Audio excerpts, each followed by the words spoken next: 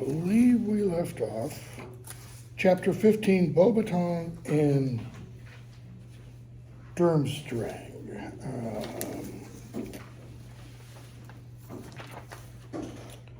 Pages, I want to pick up with 230, 231.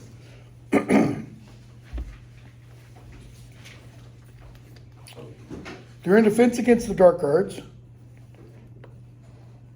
and Hermione's going on about spew or something. Bottom of 230. Moody says he's going to put them under the Imperious Curse. Hermione raises her hand and says, but it's illegal. Can't do that. You said to use it against another human was, and Moody cuts her off. Dumbledore wants you taught what it feels like. If you'd rather learn the hard way when everyone's putting on you so they can control you completely, fine by me, your excuse, go on. How does Hermione respond? Why does she not want to leave? She doesn't want to miss anything important. I mean, this is like a once-in-a-lifetime experience, you know? Mm-hmm.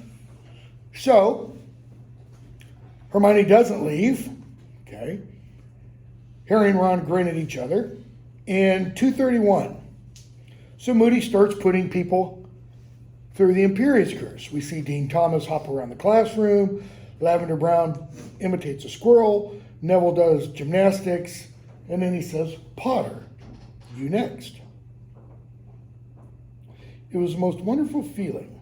Harry felt a floating sensation as every thought and worry in his head was wiped gently away, leaving nothing but a vague and traceable happiness. Why? Why does he feel nothing but a vague, untraceable happiness? Why are every thought and worry wiped gently away? He no longer has any free will under the curse, so okay. If there's no free will, there's likely no emotions, or you're not going to feel anything necessarily. Okay. Because it kind of takes away who you are. Keep going. You're about 90% where I want you to get to. I mean, everything was correct. What's being removed? What's the free will not corollary to, dependent on? What does it hang from?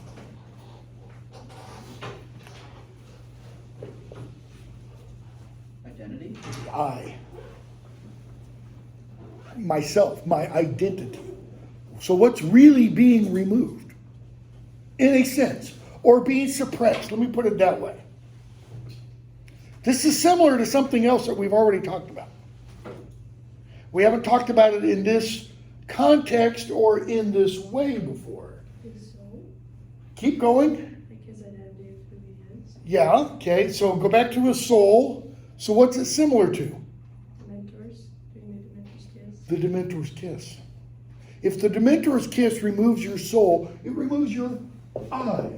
Okay? So if you're put under the Imperious Curse, if we extrapolate and say that Harry's experience is the same as everyone else's, I'm assuming that's the case. I could be entirely wrong.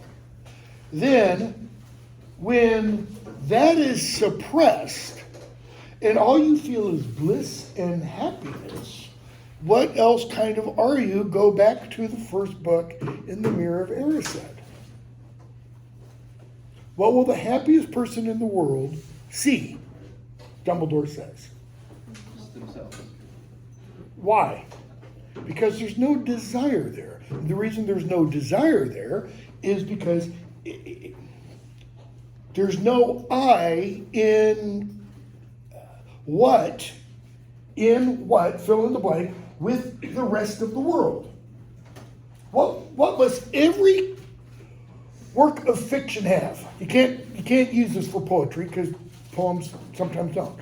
Every work of fiction, every work of drama must have what? Conflict. The I, the innermost self, is always in conflict with what? what is out there. Right? Because it's in here, and all that is quote unquote. I have to put quote unquote now because our world has gone so bad, you know what, crazy. Objective reality.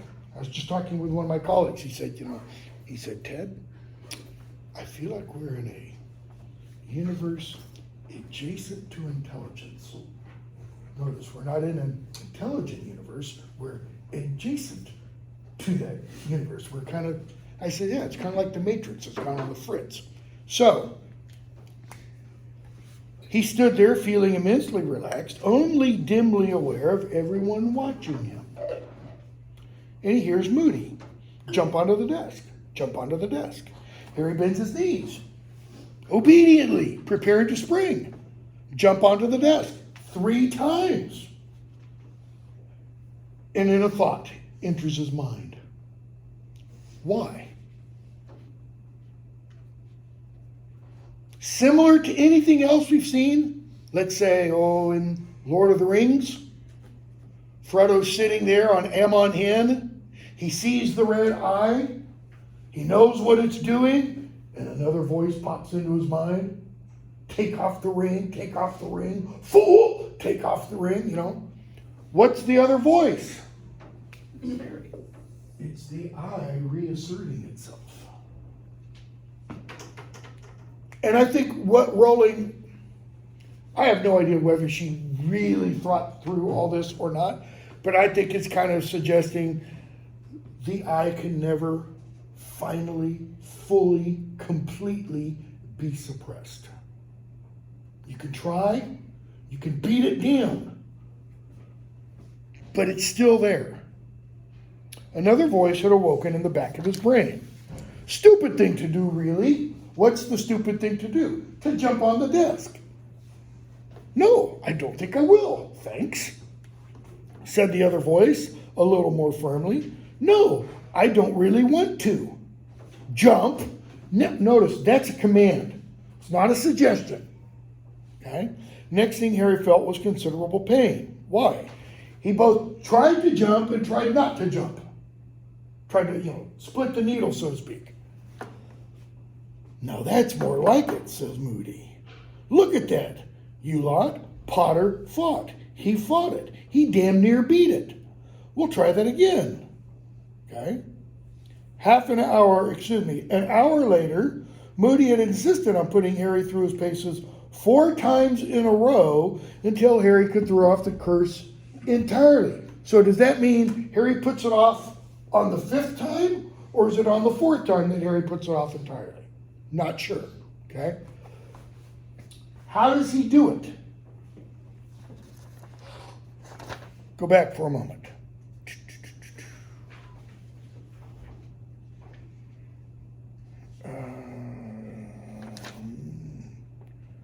Where is it?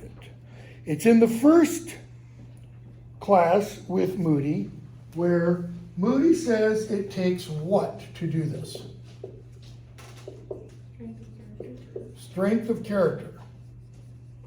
Okay? Notice, Harry's the only one who does it. We were told at the Quidditch World Cup, what about the Imperius Curse in Voldemort's kind of rise to power and his followers and such? There were a lot of people who claimed to have been under the Imperius. A lot of people claim to be put under the Imperius Curse. And Moody says in the previous class, in talking about the unforgivable curses, it was a real problem for the Ministry of Magic a while ago. That's why Ron would know something about it. Okay? So how do you get strength of character? How come Harry's able to put it off and not Ron or Hermione? Well, forget Ron.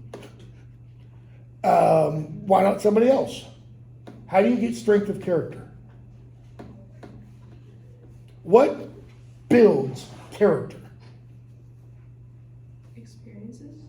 What kind? Most likely traumatic. Hard experiences. Difficulty in life is what builds character. Because what do you have to do? Fight through it. You have to fight through it. You have to overcome those difficulties. Describe Harry's childhood compared with Ron's or Hermione's. Grew up in a family where everything was his fault. Grew up in a family where everything was his fault, where he received little love, where he's constantly getting beat up by his cousin. Okay? So he has to figure out ways to stay away from his cousin and such. In other words, Harry has a lot of adversity in his life that he overcomes. Does Dudley have much adversity in his life? No. No, other than that he doesn't get enough birthday presents, you know. Ron? No. Okay, family's poor. But the family's just overflowing with love. Hermione? Her parents are dentists, orthodontists, one of the two. They're rolling in money. She doesn't have any problems. What about some of the others? Well, we will find out later on some of the others have issues. Like, for example, Neville. But Neville can't put it off. Why not? Because he still grew up in a somewhat loving household with his grandmother. He also might not have overcome his stuff yet. Like he's still hasn't. going through it. He, and why hasn't he? Because he still lives with his grandmother. We're going to see in book 5. And one of you told me that, was it you, Leah? Said that the film for book 5, because I don't remember it if I ever even watched it, does not include Christmas on the Closed Ward from book 5. Not at all. That to me is stunningly stupid. Because that scene where we see Neville with his mother is the key to unlock Neville's character. I mean, I just got chill bumps all up and down my body thinking about that scene because it is so important for understanding Neville and for Harry's understanding Neville. It kind of takes what had been friends like this to mean friends like this. It bonds them. Even though they don't go up and give each other, you know, a bromance hug and, you know, all that kind of stuff. Okay? So,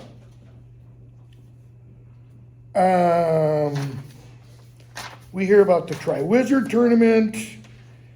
Again, Fred and George talk about the house elves. We're going to skip a bunch.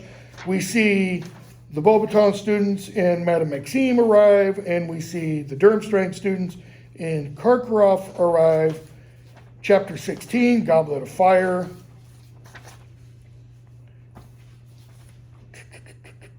Dumbledore gives the little speech at the beginning. To 56, he mentions the age line. Okay, and says, I wish to impress upon any of you wishing to compete that this tournament is not to be entered into lightly. Once a champion, trying to read my handwriting, what I wrote on the side, has been selected by the Goblet of Fire, he or she is obliged to see the tournament through to the end. The placing of your name in the goblet constitutes a binding magical contract. There can be no change of heart once you have become a champion. Okay? Be very sure, therefore, that you're wholeheartedly prepared to play before you drop your name into the goblet. And the thing I have written up to the side is the binding magical contract. It's like something we're going to see in book 6. Actually, it's like 2 things we're going to see in book 6. I'd only written 1 thing in here, but there's actually 2 very different and yet similar instances, let's say, situations in book 6 that are kind of not linked, but similar to this. Okay? So, what's the age line again? To prevent students 16 and under from going into There's a circle kind of around the Goblet of Fire. You have to put your name in order for the goblet to choose you. Anyone under the age of 17 will not be able to cross that line. Okay? So, we're going to skip a bunch again. We find out Cedric Diggory puts his name in. 265, Hermione's talking with Hagrid and Harry and Ron about house elves and how unfair everything is. And then 269, the names start coming out of the goblet. Okay? First one flies out. Champion for Durmstrang, Victor Crumb. Like there's ever going to be any doubt. Okay? Champion for Beauxbaton, Fleur Delacour. What's her name mean? Anybody know? Flower. Flower of the heart. Oh, isn't that sweet? It's so romantic. Okay? Ron, Harry says, it's her, Ron. She's the one that, Ron's kind of been fawning over. Hermione says all the other Beauxbaton students are disappointed. Why? Well, because they each wanted to be in it. Why else? Fleur's gonna get all the attention. Fleur's going to get all the attention. Why else possibly? I'm speculating. I could be wrong. Could be unfair. Let me put it that way. Is Fleur the best student? Is it implied that Fleur is Hermione for No. Okay. Hogwarts champion, Cedric Diggory, pretty boy. You knew that was kind of going to happen. And then Harry's name comes out. The fourth champion. It's not the Quad Wizard tournament, it's the Tri-Wizard tournament. Harry sat there, all eyes are back on him again. Okay. McGonagall says, come on. Harry, okay. So Harry goes up. And 274. Harry goes back to the room where the other champions are. 274. He's introduced to the others. Crumb kind of straightens up, looks at him. Fleur says, it's a funny joke. Bagman says, not a joke, his name came out. If the name comes out, person has to compete. Okay? She says he's too young. He says, age restriction is something new. The Goblet of Fire doesn't necessarily obey, what Dumbledore tells it. Kind of one of those kind of things, if you can't see where it keeps its brains, maybe you should be a little leery about it. Madame Maxine, 275. They're saying that this little boy is to compete also. And Harry's like, little boy? Okay. Notice, a lot of people get involved in this argument. But who doesn't? No, wait. No, Karkaroff is not happy. Harry. He's like, if Hogwarts gets 2 champions, we ought to get 2 champions. Beauxbaton ought to get 2 champions. Okay? Snape thinks something nefarious is at work. Okay? So Dumbledore asks Harry, 276, did you put your name into the Goblet of Fire? What does that presume? If Harry did put his name in the Goblet of Fire, He managed to trick Dumbledore's age line. he pulled a fast one on Dumbledore. Even Fred and George didn't figure out a way to do it. Yeah. No. Dumbledore. Did you ask an older student to put your name in? Notice Dumbledore takes the next logical question. No. Madame Maxine. Of course, he is lying.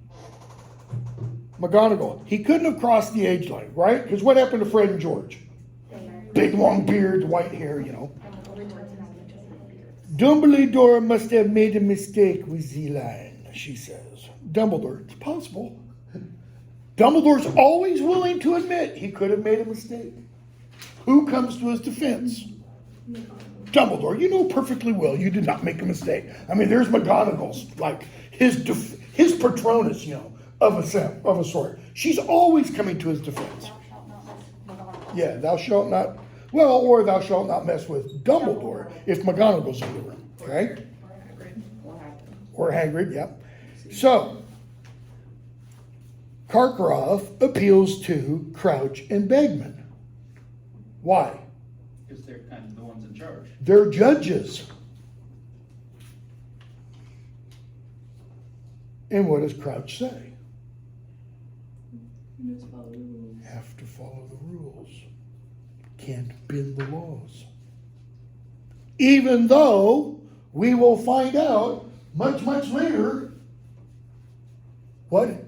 how has Crouch approached the laws in the past.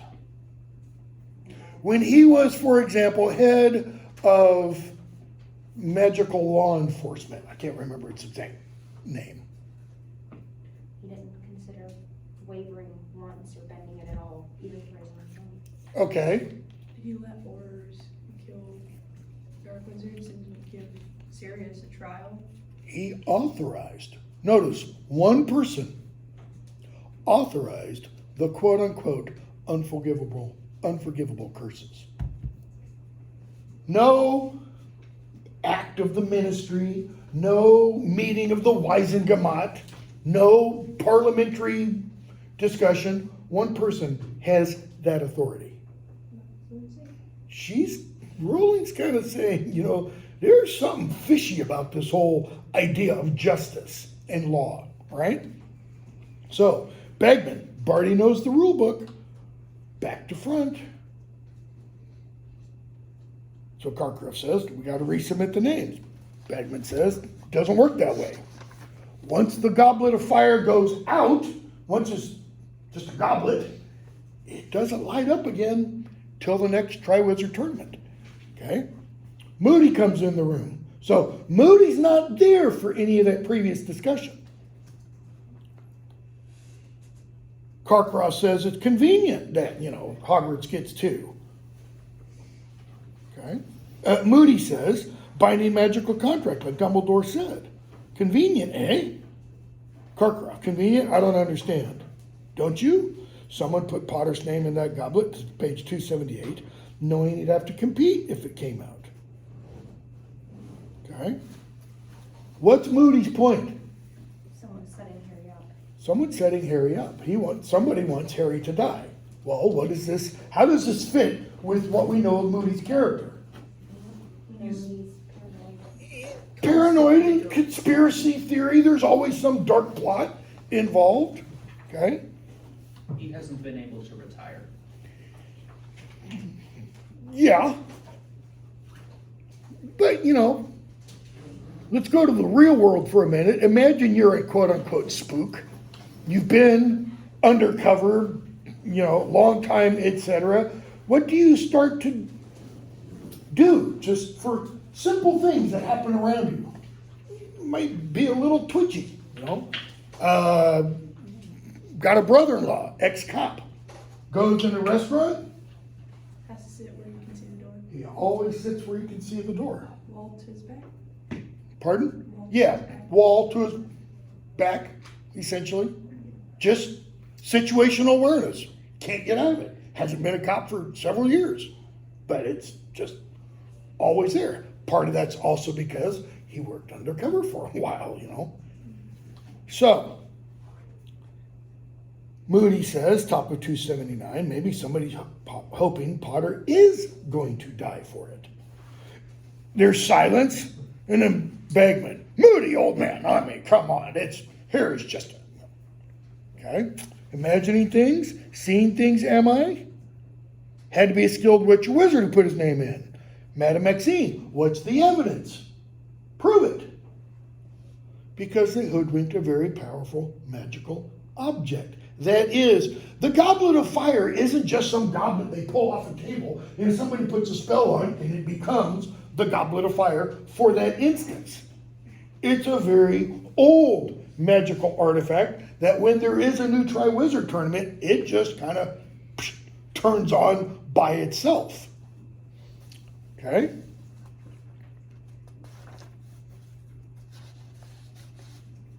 Moody, in response to something Karkaroff says, It's my job to think the way dark wizards do, right? How do you defeat an enemy? You learn to think how your enemy thinks. You find the enemy's weakness. Karkaroff, as you ought to remember, and Dumbledore shuts him down. Like, Ixnay on the Archday Izzard way, in front of the Udens stay. Because Harry's there, Cedric's there, Fleur is there, Crumb is there. Not a good idea to talk about how the headmaster of his school is a former, and maybe not so former, okay? So, Harry and Cedric talk, bottom of 282. What does Hedrick? What does Cedric assume? Harry put his name in. Harry said, I didn't. How did you get your name in? I didn't. I didn't put it in. I was telling the truth. Well, okay. In other words, liar. Don't believe a word you're saying. Yet Hufflepuffs are supposed to be what? Trustworthy. Loyal, just, honest, true. Okay. All of those things kind of imply if someone tells you that they say, I am telling the truth, if you are loyal, just, honest, and true, what should you do? Trust them. You should trust what they say.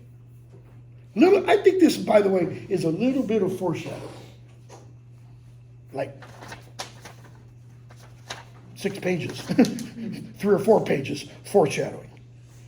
Here he gets back up to the Gryffindor common room, and what happens?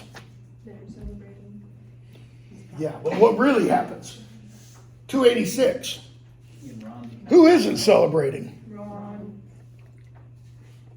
Why? It's Jaws. Because Ron's tired of being what? Second best. Sidekick. Okay.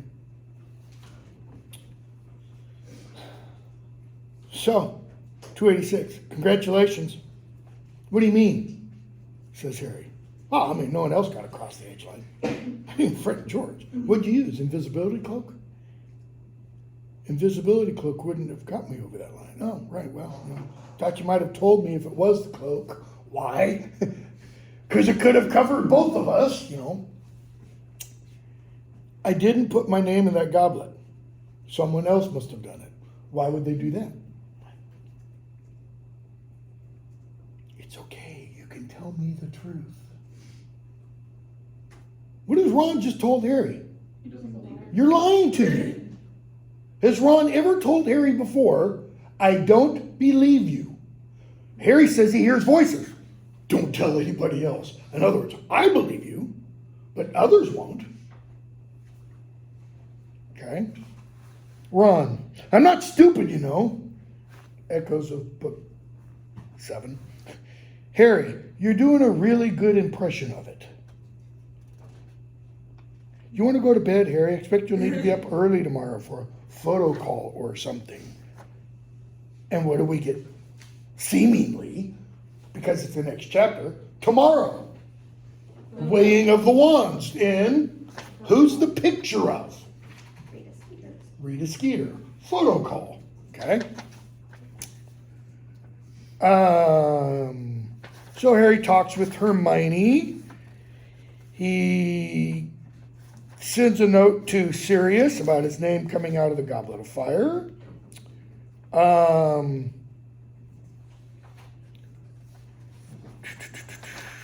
Goes off to Hagrid. We see the badges that Malfoy makes. 297. Support Cedric Diggory, the real Hogwarts champion. And you touch it and it says Potter stinks. 298, 299.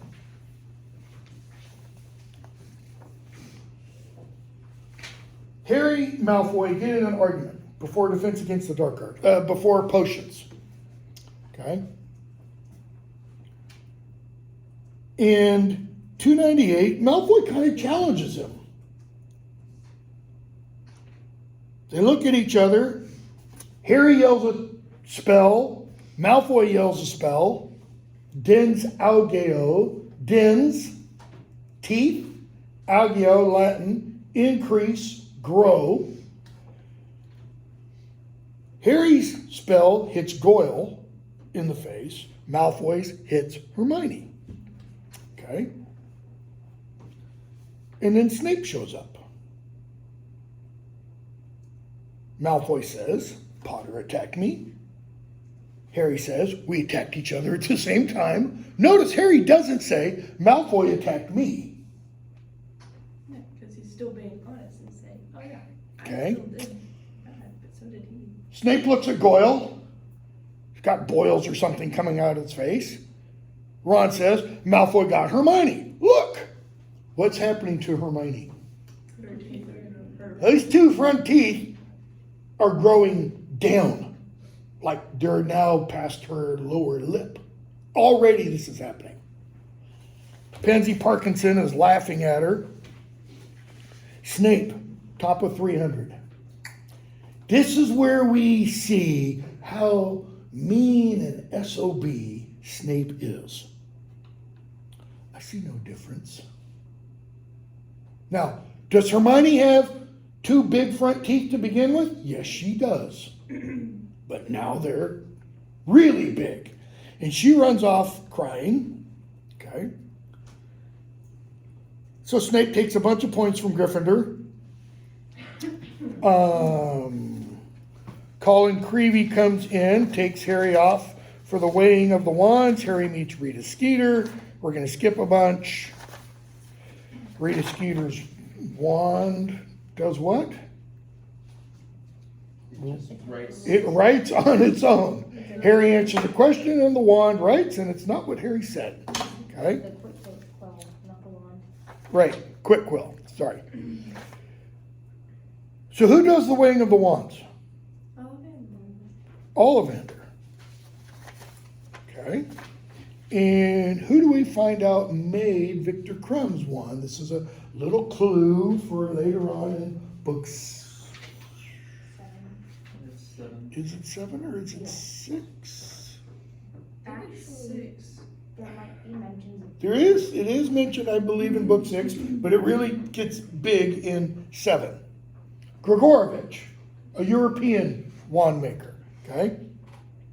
Sirius, page 312, sends another letter to Harry. Okay. Tells him, I can't tell you everything I want to. Why? Because letters could be intercepted. Letter may be intercepted. But he says, meet me in the fire, Gryffindor Tower, 1 o'clock in the morning, November 22nd. He says, I know you can look after yourself. While you're around Dumbledore and Moody, you'll be safe. Someone seems to be having a good try to hurt you, etc. Right? Hungarian Horntail, chapter 19. It's Do we ever get an explanation for why wizards don't ever use any form of Muggle technology? Because I feel like if you were to if Sirius just had a cell phone, The problem like- with that is Harry can't use the Yeah, phone a lot. in Hogwarts. in one of the That's problems, that's right, yeah. but also one of the problems when this is written, cell phones are Not. really new. 2000. Yeah, they're bricks. Yeah, I guess it says 2000. Yeah, I mean, the cell phones at this time were, they were smaller than the bricks, but they were the flip phones and they Yeah. weren't that great, etc. I mean, So, still, like something like email. Like I feel like if wizards were able to use just kind of used both magic and okay, so why do you think they don't? Not even this. Yeah. Why not? Does it have something to do with wizard ideology? A little bit, yeah. Like, Actually, what does that a mean? little bit more than, yeah.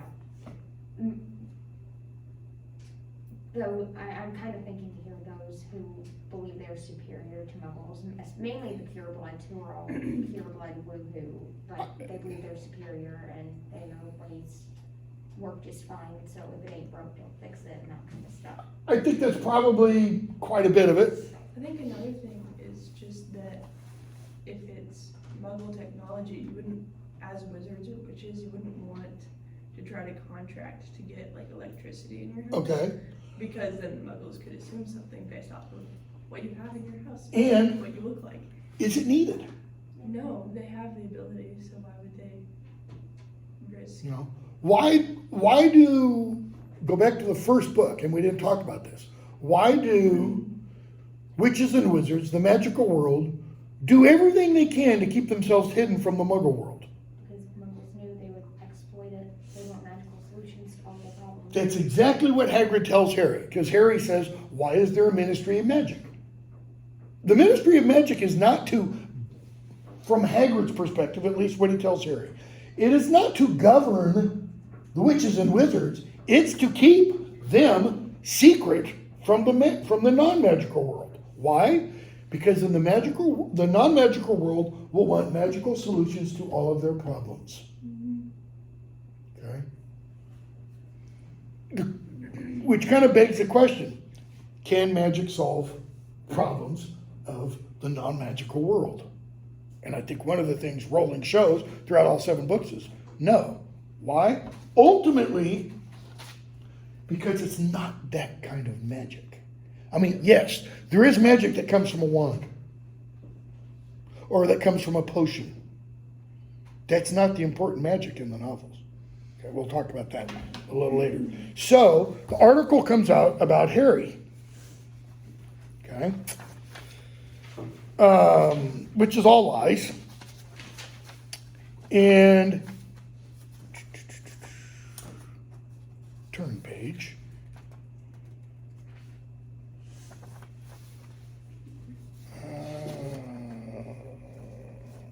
Page 322.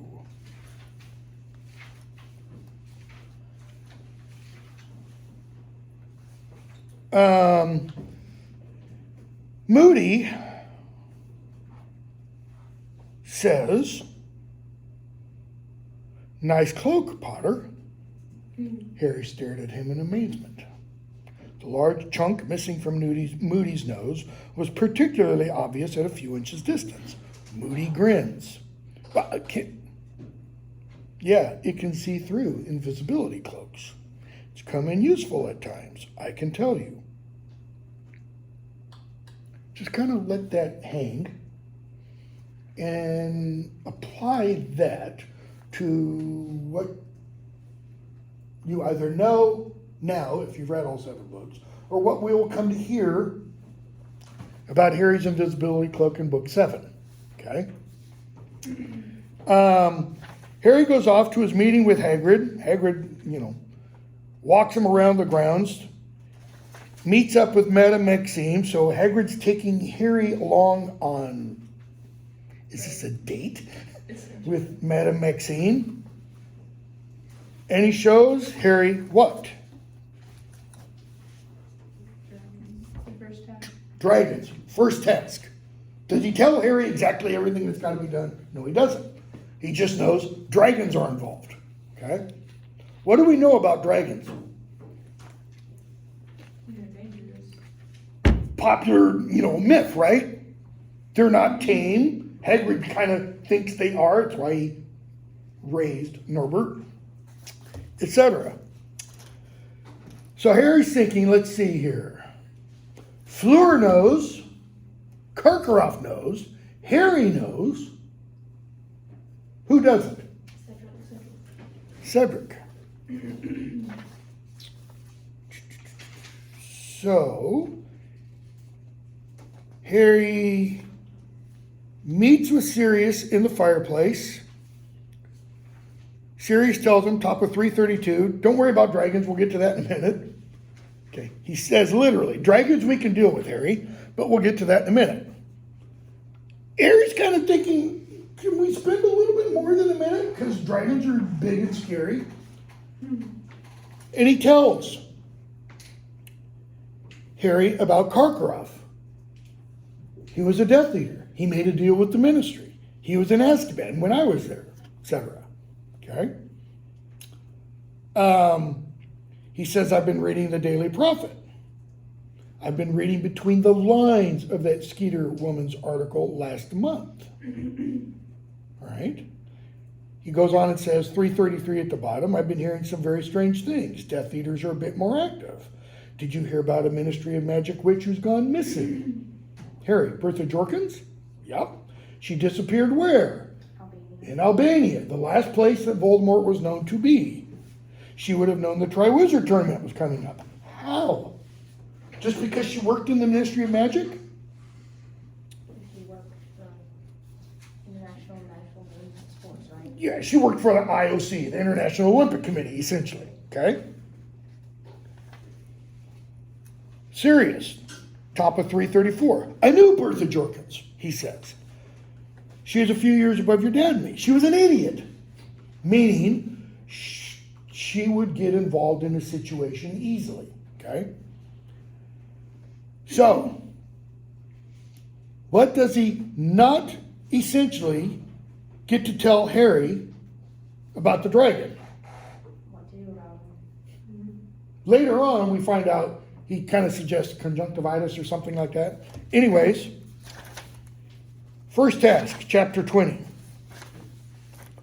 What does Harry need? Page 340, 341. Harry sees Cedric, and he tells Cedric, bottom of 340, first task is dragons. What? Dragons. 4, one for each of us. We've got to get past them. You sure? Dead sure. How did you find out? We're not supposed to know. Don't worry about that. Why are you telling me? Cedric asks. Harry looked at him in disbelief. He was sure Cedric wouldn't have asked that question if he had seen the dragons himself. Harry wouldn't have let his worst enemy face those monsters unprepared. Well, maybe Malfoy or Snape. It's just fair, isn't it? Right? We all know now we're on an even footing, level playing field. He's acting more like a Hufflepuff right now than Cedric was earlier. Kind of interesting, right? Very interesting. Cedric's still looking at him in a slightly suspicious way. Why? Because Cedric still doesn't believe that Harry didn't put his own name in the thing. So Moody comes up, tells Diggory to go off. 342. That was a very decent thing you just did, Potter. Now, that line should, once you finish the book, start echoing from here to the end of the book. And he tells Harry, cheating is all part of the Triwizard Tournament. What else does he tell him? Because Harry says, I don't know how I'm going to get past the dragons. Play to your strengths. What does Harry think? He kind of thinks like Frodo when Gandalf says, you must use such strength, heart, and wits as you have, but I don't have any of those. He says, if I say you have strengths, you have strengths. What are you good at?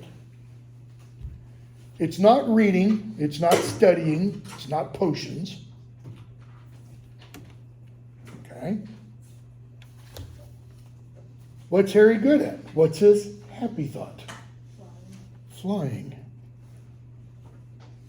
And golly gee, isn't it significant that they've been studying something in Flitwick's class? Charms. What have they been studying? What have they been practicing? Summoning. Louder? Summoning charm? Summoning charm. Oxio. Okay? So, who does Harry get to help him? Ron? Neville? Dean Thomas? Seamus? No. Hermione. Seamus helped me blow up his fireball. Yeah, okay. So Hermione helps him. And by the next morning, he does it. Page 348, 349. Okay. They're now down at the pitch. There's Fleur, there's Victor, there's Cedric. Okay. And we're told by Ludo Bagman. When the audience is assembled, I'm going to be offering each of you this bag, and he shows them a bag, from which you will each select a small model of the thing you are about to face. There are different varieties. You have to collect the golden egg. Okay? So each of the dragons is going to have an egg. They've got to get the dragon. They don't get the dragon from the egg, they get the egg from the dragon. What do we find out later in the book is, what do we find out about the eggs? They contain the clue to the second task. Okay? Little side bit, I think, related trivia.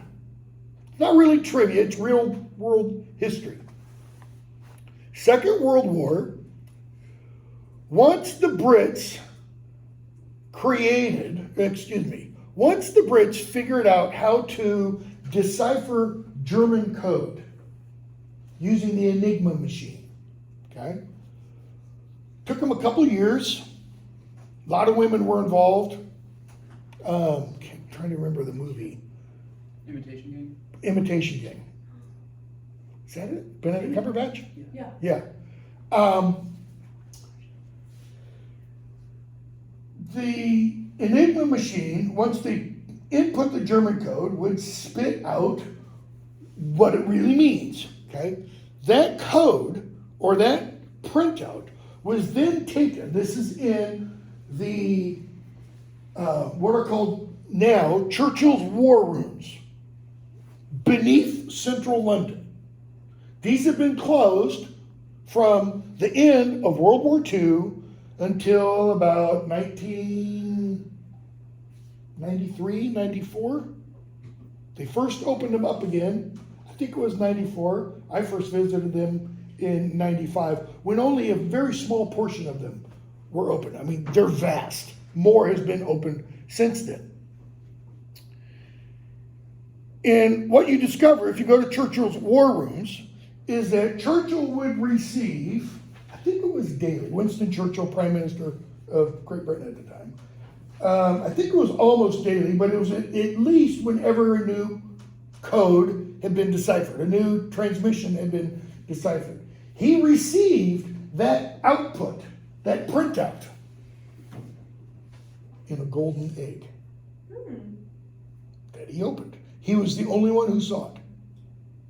That is, it would get printed out and immediately put in the egg without the person who pulls it from the printing of the Enigma machine even looking at it. It would just get put in the egg and taken to Churchill.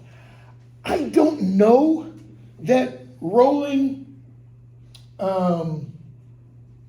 had that as the basis for this, but it wouldn't surprise me. Because she likes to bring in little historical kind of artifacts or details, okay? So, yes. Did you get a clue for the first challenge? No. No, other than the cheating. Yeah. Because they do get a clue from the, no, they don't get a clue for the third challenge. No, they just have to wait. They just have to wait and, they each go in at a specific time. So, we're going to skip the actual task.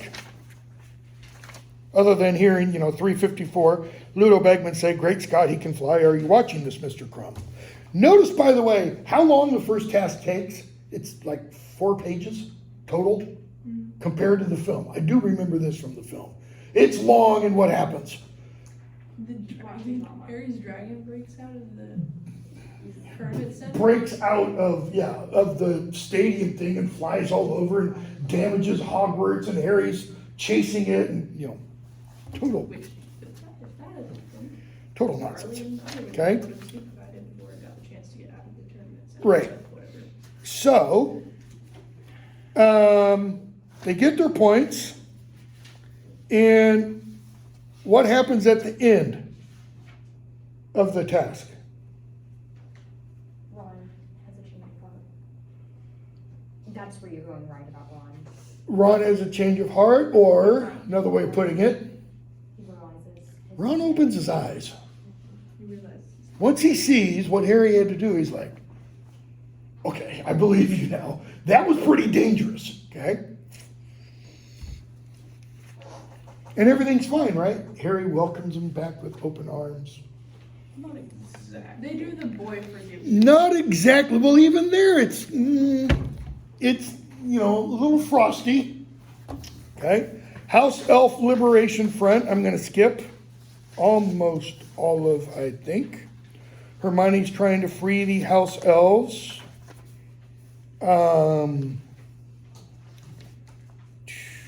They talk to Winky. Winky says Dobby wants to get paid. Dobby wants vacation, etc., etc. Dobby asks if he can come see Harry. Harry says, sure. 22, the unexpected task. Let me say one thing about the House Elf Liberation Front. Trying to think how to put this. What must Hermione convince the house elves of in order to liberate them? Did they have, Liberation is a good thing. Louder? That liberation is a good thing, that having more of their own free will. Liberation is a good thing, having free will. yeah, having free will essentially. So what must she convince them of? To change their entire, to change their entire foundation of who they are. Okay, That they have worth without masters. you're getting closer. That they're slaves. That they are real slaves. Okay, now, are most house elves slaves? Yeah. I mean, Dobby said, we are enslaved, etc. Part of our enslavement. Are they enslaved at Hogwarts? Does Dumbledore treat house elves like slaves? No. Okay, no, probably not, because Dumbledore's enlightened and all that kind of stuff. So what does she have to do? So one of you used the term a moment ago. They've got to have a change of heart. They've got to be converted, in other words, into what kind of thinking? It's not about freedom. It's what?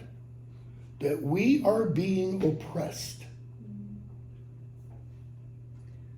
Why does Rowling literally drop it? There's no spew after this book.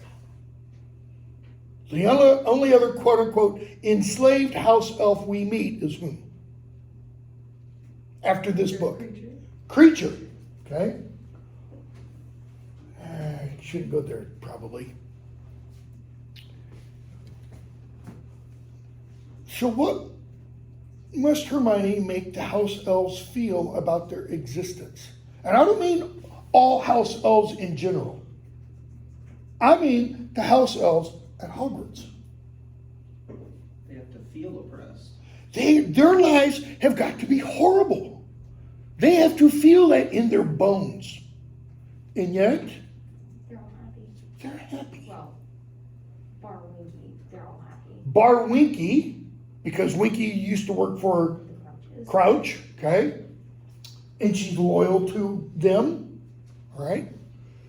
So in order to make them feel happy, according to Hermione's understanding of happiness, what must she make the house elves feel? Unhappy, sad, horrible. Okay? So why does Rowling drop that? Feels like it could be fairly problematic. Keep going. I mean, essentially, you're talking about slavery in the sense that, oh, they don't know they're slaves. And in order to free them, you have to make them feel horrible about themselves and about their lives. You got to make them nihilists, essentially, before you can bring them happiness. But they're seemingly already happy. So why destroy what someone has in order to give them something that you think is better than what they have? Remember what Aragorn said at the Council of Elrond about the Shire?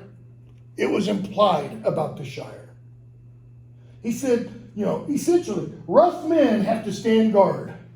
And if people will be, my terminology, fat, dumb, and happy, he calls them simple and ignorant, then what?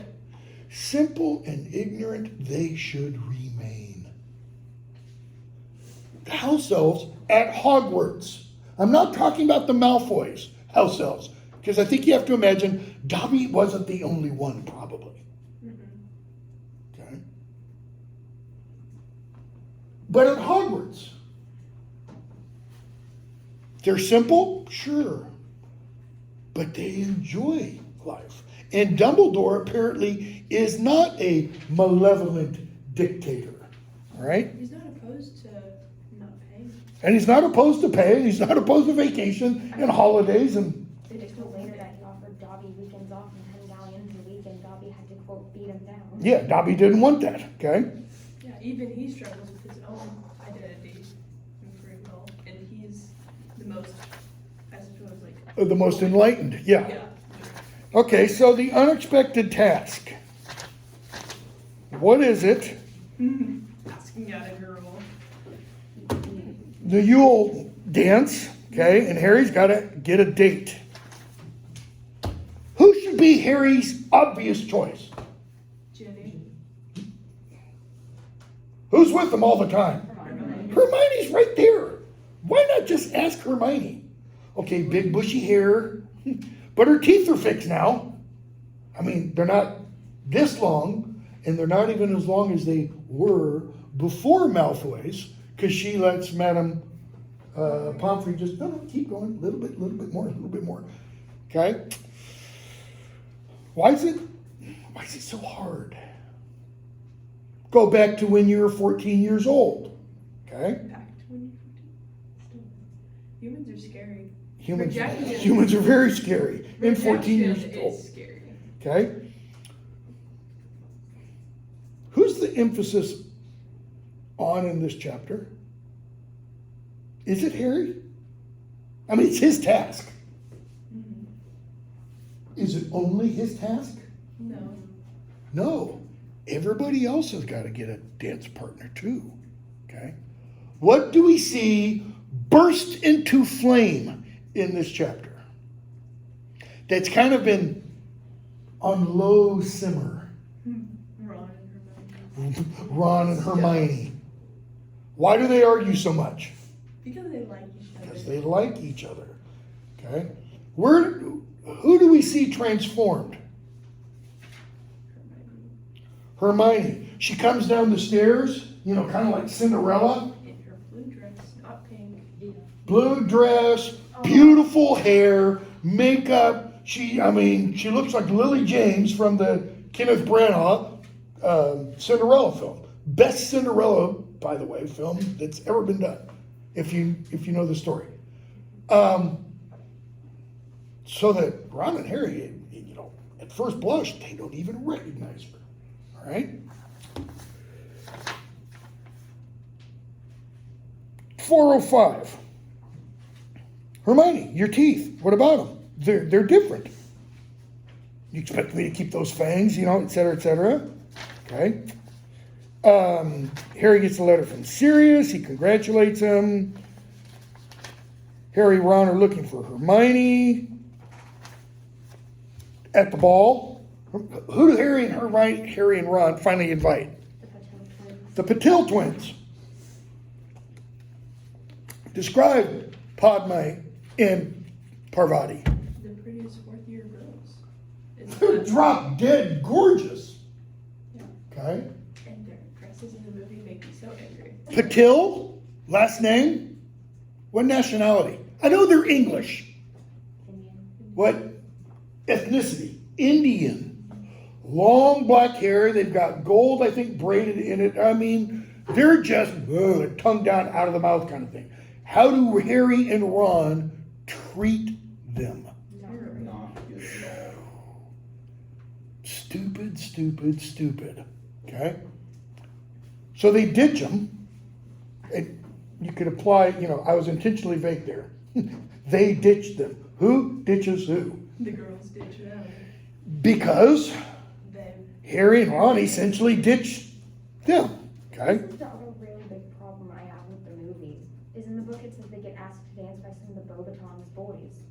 that doesn't happen in the movie because there are no boys who come from Bobatons. It's kind of presented as an all-girls school. The Durstring boys. Gee, I Yeah. totally blocked that out. Don't remember that at all. Let's see. So we're going to skip a bunch again. Harry overhears Hagrid, Madame Maxine, and we see Fleur and Roger Davies, making out in the bushes. We overhear Victor and Hermione. Okay? And at the end of that, 4:30, 4:31, Cedric sees Harry. Oh, we didn't mention. Who did Harry, probably because I find her so forgettable. Who does Harry invite and gets turned down? Cho. And that's pretty much all we should say about Cho. Anyways, who does Cho go with? Okay. So Cedric says to Harry, 4:31, you know the egg? Does yours wail when you open it? Yeah. Take a bath. What kind of clue is that? What did Harry say? Dragons. Dragons. We got to get past dragons. That was a lot better clue than take a bath. Use the prefect's bathroom. Okay. So, Rita Skeeter's scoop. Next chapter.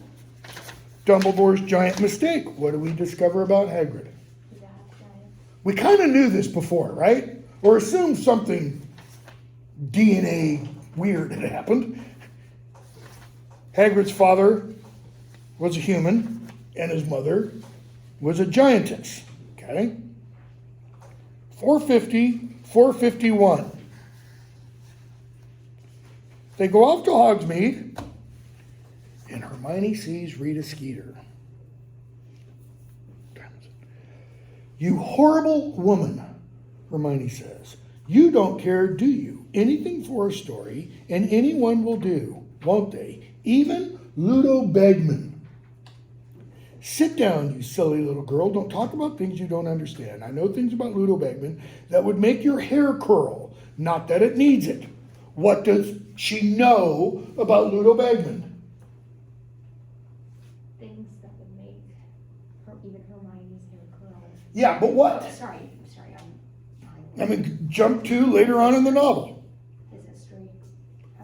What's his He history? was accused of passing secrets to the Death Eater. He was accused essentially of being in cahoots with the Dark Lord, of passing secrets. Okay? What happened at his trial? To jump way ahead. He was acquitted on all counts. Why? Well, I think some of it was because he was an internationally famous quidditch. That's why. Because England needed him on the Quidditch pitch. Okay? That's the only reason why, ultimately, and secondary, probably as important, is he smart enough to be a spy? No. The guy's adult. Beater, taking a few too many bludgers. Okay?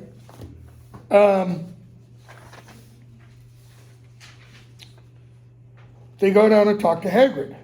453 and following. Hagrid's resigned, or quit his job, so to speak. They see Dumbledore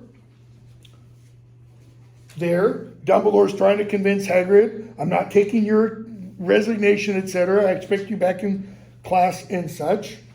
453, Harry refers to Rita Skeeter as a cow and then apologizes to Dumbledore. And he says, I've gone temporarily deaf. Dumbledore tells Hagrid, here's the proof that living proof of what I've been telling you. Dumbledore leaves. Okay? 455. Hagrid goes and pulls out a picture of he and his father. Shows it to Harry, Ron, and Hermione. taken just after I got into Hogwarts, he says. Dad was dead chuffed, thought I might not be a wizard, see, because me mom. Well, anyway, never was great shakes at magic, but at least he never saw me expelled. Died me second year. Dumbledore was the one who stuck up for me after Dad went, got me the gamekeeper job. Trusts people, he does. Gives them second chances. And in the case of Lupin, gives them first chances.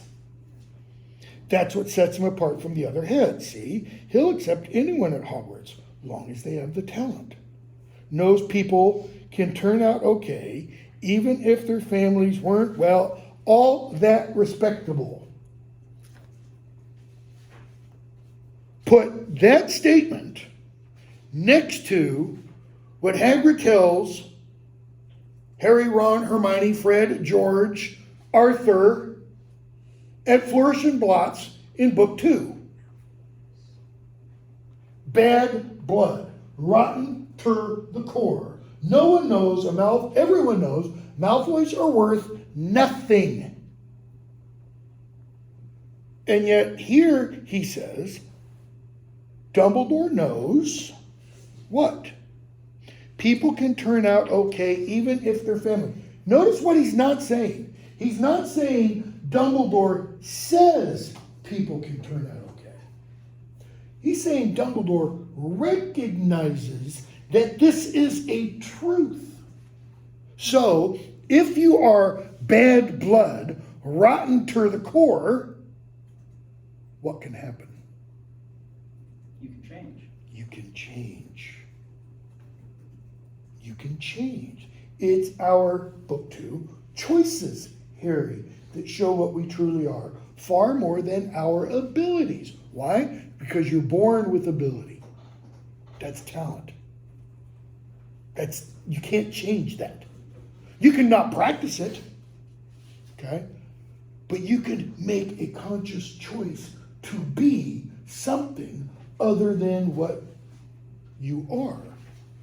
Comment? Sorry, I had a thought. but Okay. I was incorrect. So, some don't understand that. There's some who'd always hold it against you. It's like, Hagrid, look in the damn mirror. Look at what you say about the Malfoys. There's some who'd even pretend it's just big bones. So what's really bothering Hagrid? Is it Rita Skeeter Scoop? Yeah, that's important. He's got the warm fuzzies from Madame. He's got the warm fuzzies from Madame Maxime, and She turns down, essentially. she's a giant. She doesn't reciprocate, at least yet, okay? So, he says to Harry, 456, you know what, Harry? When I first met you, you reminded me of me. Mom and Dad gone, feeling like you wouldn't fit in at Hogwarts, not sure you were really up to it, and look at you, school champion. You know what I'd love, Harry? I'd love for you to win. Not realizing what that means in terms of the overall plot, right?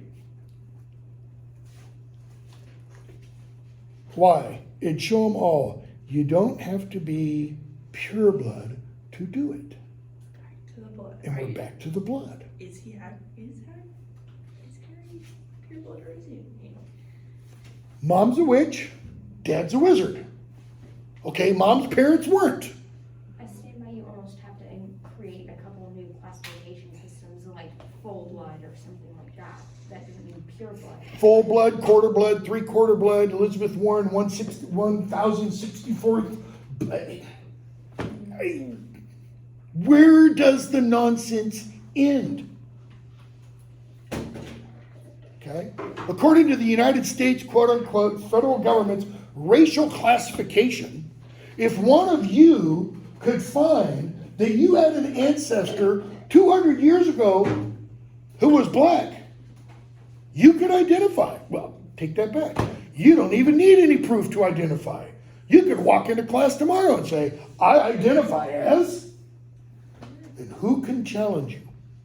I mean, literally, October 27, 2022, no one can literally challenge you on that. Because you can say, this is my reality, this is my truth. That's not what she's getting at here. That's not what Hagrid's getting at. Okay? So, you don't have to be ashamed of what you are. And that's Hagrid saying, I'm not ashamed of being half wizard, half giant. It'd show him Dumbledore's the one who's got it right. And everybody else who says you got to be pureblood, they're wrong. Okay? The egg and the eye. So, Harry takes Cedric's advice. He opens the egg in the bathtub. And we hear 463. Comes, and notice this, by the way, because Harry doesn't listen. Come seek us where our voices sound, we cannot sing above the ground. And while you're searching, ponder this. We've taken what you'll sorely miss. An hour long you'll have to look, and to recover what we took, but past an hour the prospect's black. Too late, it's gone, it won't come back. So what's Harry going to miss? What's going to be taken from Harry? Jump to the task. Ron. The song says, if you don't recover Ron within an hour, Ron's gone forever, right? And yet, what are the underlying rules of this Triwizard Tournament? No one will die. So, it's exaggerated. Don't take it literally, all right? It rhymes. It's good. Well, the poem sounds good. That's kind of why it's there. Yeah. But poor Harry's been gone through so much traumatic events. Of course, he's gonna be like, well, maybe I will take it. Yeah, I'm going to take it seriously, I okay? don't want people to die. So, we skip a bunch. Harry gets caught by Snape and Moody. Moody talks to Snape. 472. Dumbledore happens to trust me, Snape says. Notice how quickly this comes after what Hagrid says to Harry. About second chances and Dumbledore trusting people. Okay?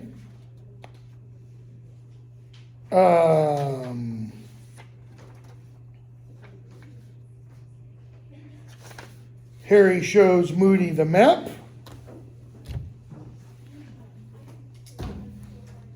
Is there a problem? Yeah, he should have seen the name, the true name, on standing next to him. Yeah. So, writing problem or Harry Dent's problem? I feel like it's a writing problem. It could be both. Because I mean, if Harry's looking right at it, he's not that stupid. You have to give him slight credit of being able to. Well, I do give him slight credit, but how stupid is Harry? I mean, sometimes things are right in front of his face and he doesn't see them. Okay? I have a couple of problems that are presented about that map, though, that Oh, you yeah. don't get resolution in the book. No. Oh, and they're annoying, and I love some of the fan theories about that. Right. So, he gets a message from Sirius, says, send me next weekend at Hogsmeade. I'm skipping a bunch again. 490, Dobby tells Harry he knows what Harry must do. He's got to get, his Wheezy, meaning Ron. So Harry jumps into the lake. What does Harry end up doing? He uses Gillyweed. Okay, he uses Gillyweed, which Dobby gets for him. Where? No. Snape stores. Yeah, not Neville. He steals it from Snape. Okay. Who gets to the captives first, the hostages first? Harry does. Harry does. Who's the last one to return? Harry. Because Why? he has a hero complex. Okay, and because he returns with Two. two hostages. Okay? He begs for their help. They say, we don't get involved, blah, blah, blah, blah, blah. 506, 507. Bagman announces the results. Okay. Fleur comes in last. She gets 25 points out of how many? How successful was she? Not at all. What should she get? Zero.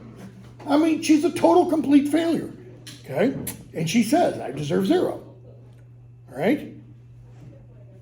Cedric Diggory used a bubblehead charm. He got Cho back. He got 47 points.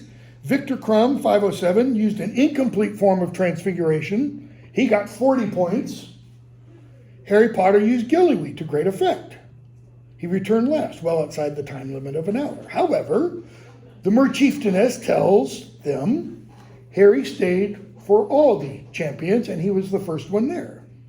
Most of the judges feel that this shows moral fiber and merits full marks, but Harry gets 45. Okay? Ron, see Harry, you weren't being thick after all. You showed moral fiber. 27, Padfoot returns. We have another Rita Skeeter scoop. Okay. And page 517, Snape threatens Harry with Veritaserum. First time, I believe, it's mentioned. Literally, Veritaserum. Truth serum. Veritas, truth serum. Okay. So they meet Sirius. And they start talking with him. They read the article about Barty Crouch. They read the article about St. Mungo's. Okay. They talk about the Quidditch World Cup. Page 525. They talk about the Dark Mark.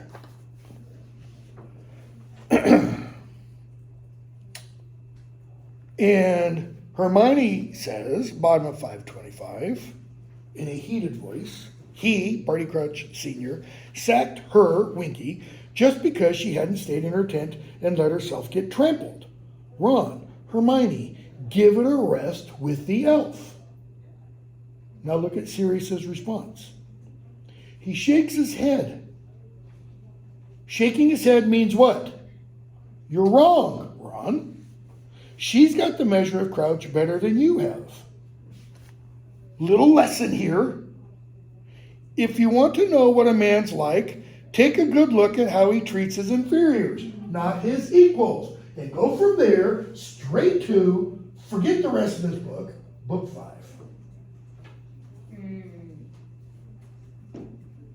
This, right here, shall I say it? How many of you have read book 5? Who has not read book 5? Anybody? Okay, I won't say it. This is why what happens to Sirius happens to Sirius. Okay?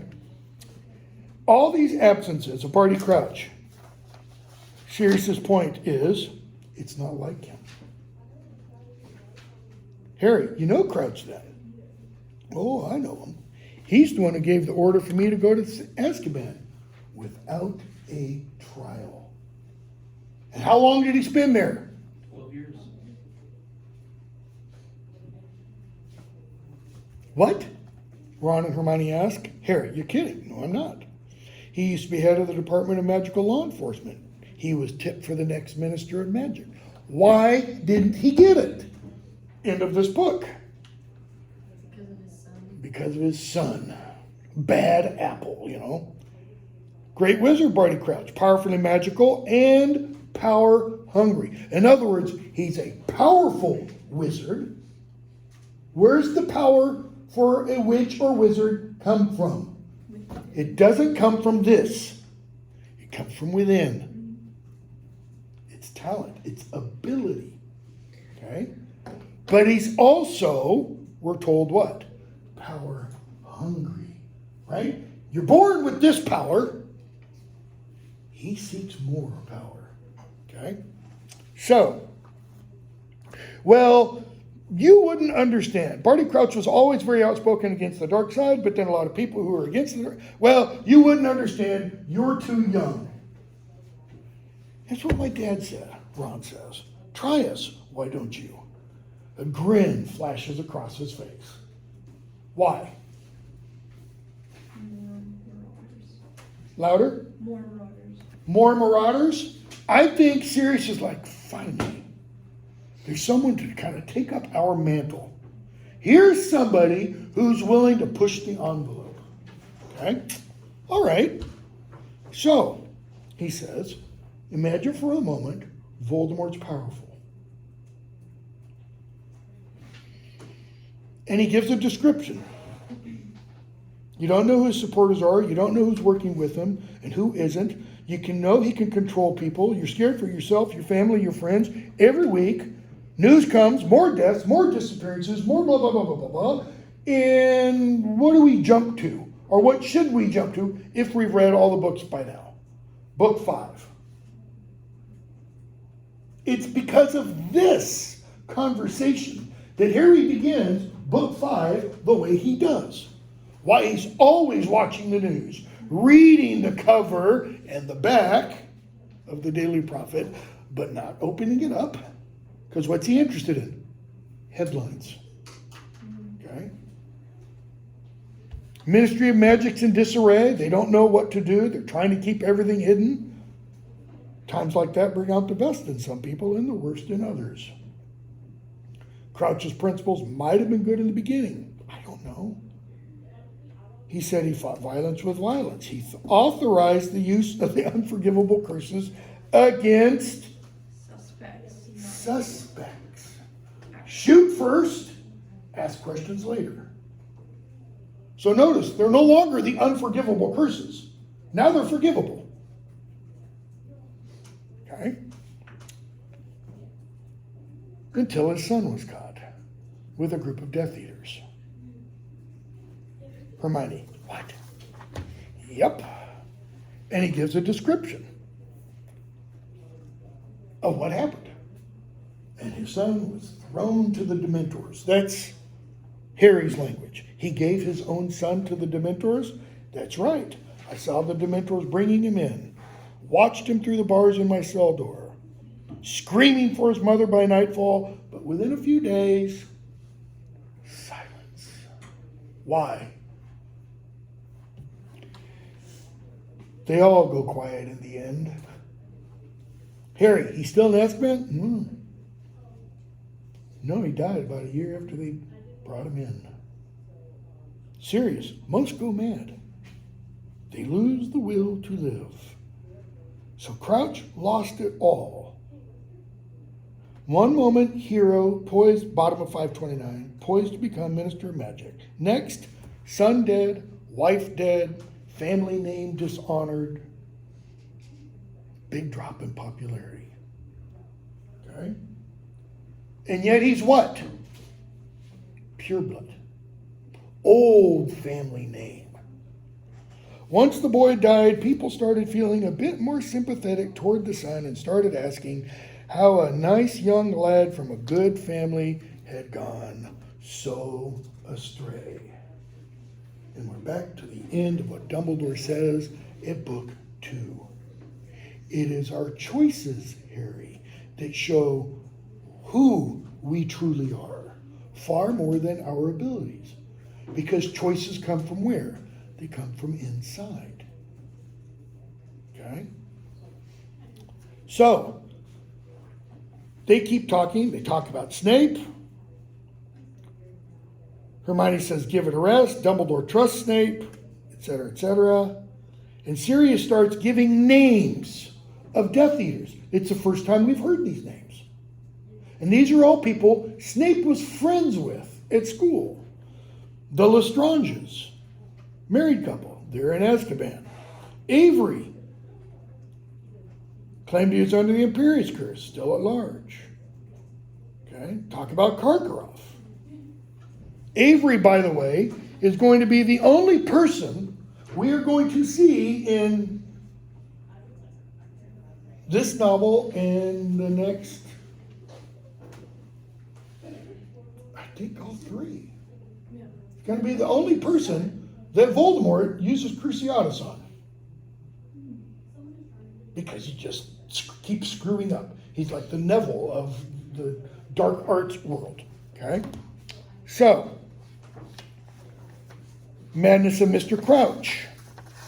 What is the madness of Mr. Crouch?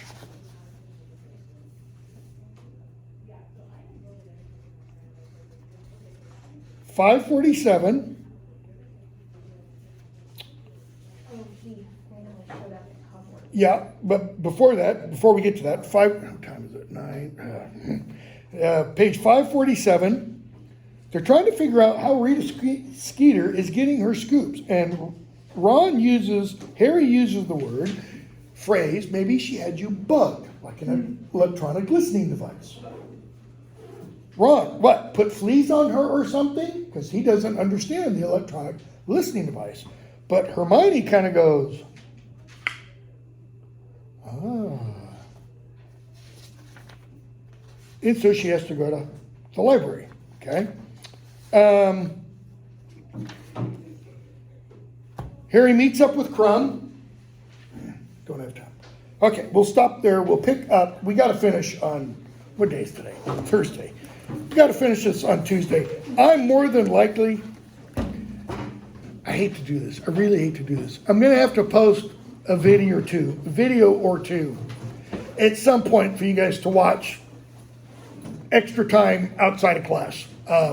Or we won't get to Deathly Hallows. Okay? I'll probably do that over part of Order of the Phoenix. Have a good weekend.